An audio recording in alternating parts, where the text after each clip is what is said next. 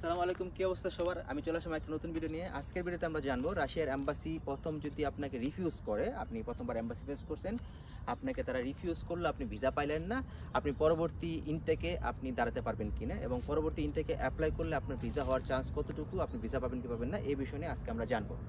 তো প্রথম কথা হচ্ছে, আপনি যখন এম্বাসি ফেস করবেন রাশিয়াতে প্রথমবার, মানে আপনি যেমন এই সেপ্টেম্বর ইনটেকে আপনি অ্যাপ্লাই করছেন, আপনি অক্টোবর ইনটেকে অ্যাপ্লাই করছেন, আপনি এম্বাসিতে গেছেন, আপনার কোনো না কোনো কারণে আপনি নার্ভাস হয়ে গেছিলেন, ইন্টারভিউয়ের সময় আপনাকে কিছু কোশ্চেন করা হয়েছে, আপনি ঠিকমতো অ্যান্সার দিতে পারেন নাই, এই জন্য আপনার ভিসাটা রিফিউজ হয়ে গেছে। অথবা আপনার ডকুমেন্টেশনের ভেতরে কোনো সমস্যা ছিল, আপনি একটা ফাইন্যান্সিয়াল সাপোর্টের একটা এভিডেভিট দিয়েছেন, সেই এভিডেভিটে কোনো ভুল ছিল, কোনো ঝামেলা ছিল, অথবা আপনাকে যে অফার লেটারটা দেওয়া ছিল সেই অফার লেটারে কোনো কিছু ঝামেলা ছিল, অথবা আপনি কারো কর্মক্ষেত্রে অ্যাপ্লাই করছেন, সে আপনাকে কোনো ভুয়া ডকুমেন্টস দিছে, সে আপনার সাথে চিটিং করছে, আপনি জানতেন না, সেই ক্ষেত্রে আপনি সেখানে গেছেন এম্বাসিতে, অথবা আপনাকে কেউ ভুয়া ইনভাইটেশন দিছে, সেই ইনভাইটেশন নিয়ে আপনি গেছেন এম্বাসি ফেস করছেন, সেই ক্ষেত্রে আপনি রিফিউজ হয়েছেন, অথবা আপনি আপনার নিজের দোষে আপনি খুব নার্ভাস ছিলেন, আপনাকে কোশ্চেন করছে আপনি কেন রাশিয়াতে আসবেন, আপনি কেন রাশিয়াতে পড়াশোনা করবেন, পড়াশোনা শেষ করে আপনি কী করবেন, আপনার ফিউচার প্ল্যান কী, আপনি বাংলাদেশে কোথায় পড়াশোনা করছেন এবং আপনার স্পন্সর কী হবে, আপনাকে কে টাকা পয়সা দিবে টিউশন ফি দিয়ে পেমেন্ট করার জন্য, আপনি যখন সে দেশে যখন পড়াশোনা করবেন, রাশিয়াতে যখন পড়াশোনা করবেন,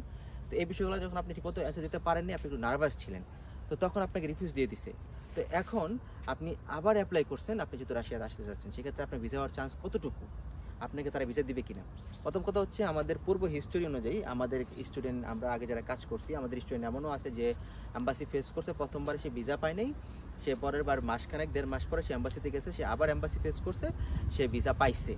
এখন এখানে দুটো জিনিস কাজ করে। একটা জিনিস হচ্ছে, আপনি ইন্টারভিউ দেওয়ার সময় আপনি কতটুকু ফোকাস ছিলেন আপনার ইন্টারভিউতে, আপনাকে যেসব কোশ্চেন করা হয়েছে সেই কোশ্চেন আপনি কতটুকু রিল্যাক্সে জবাব দিচ্ছেন, অ্যান্সার দিচ্ছেন, এবং আপনি কতটুকু সিরিয়াস রাশিয়াতে আসার জন্য। আর সেকেন্ড কোশ্চেন হচ্ছে, আপনার সকল ডকুমেন্টসগুলো কি ঠিক ছিল কিনা।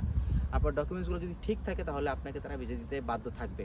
এছাড়াও আরেকটা জিনিস কাজ করে, যখন ইউনিভার্সিটি হয়ে যায়, কমন ইউনিভার্সিটি আপনি যখন অ্যাপ্লাই করেন, যেমন উদাহরণ দিচ্ছি, ভরনেজ শহর, ভরনেজ শহরে কিন্তু প্রচুর পরিমাণে বাংলাদেশি আসছে একটা সময়, সেই শহরটা এখন বর্তমানে কিন্তু এক ধরনের মানে কমন হয়ে গেছে, যেখানে অ্যাম্বাসি কাউন্সিলর যারা ভিসা দেয়, কাউন্সিলর সে যখনই দেখে যে ভরনেজ শহর, তখন তার ভেতরে ভিসা না দেওয়ার একটা মানে একটা একটা ভিসা না দেওয়ার তার ইন্টেনশন চলে আসে, ভিসা দিবে না।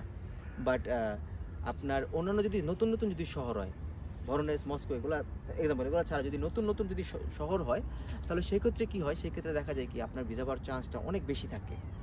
আর এই বছর যেই এই সেপ্টেম্বর ইনটেকে যেতটুকু আমরা ইনফরমেশন পাচ্ছি বাংলাদেশ থেকে, ভরনেস শহরের অনেক স্টুডেন্ট এম্বাসি ফেস করছে, তাদের ভিসার ইস্যু কিন্তু খুব খারাপ।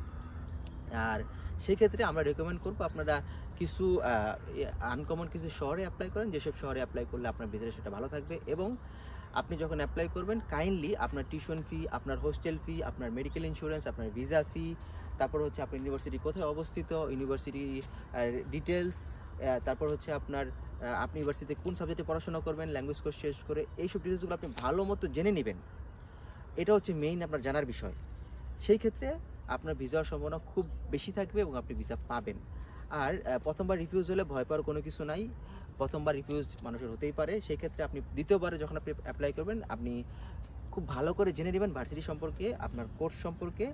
এরপরে আপনার ফিউচার প্ল্যান সম্পর্কে আপনি ঠিকমতো স্থির হয়ে নেবেন, আপনি কোনটা নিয়ে পড়াশোনা করতে চাচ্ছেন, ব্যাচেলর অথবা মাস্টার্সে।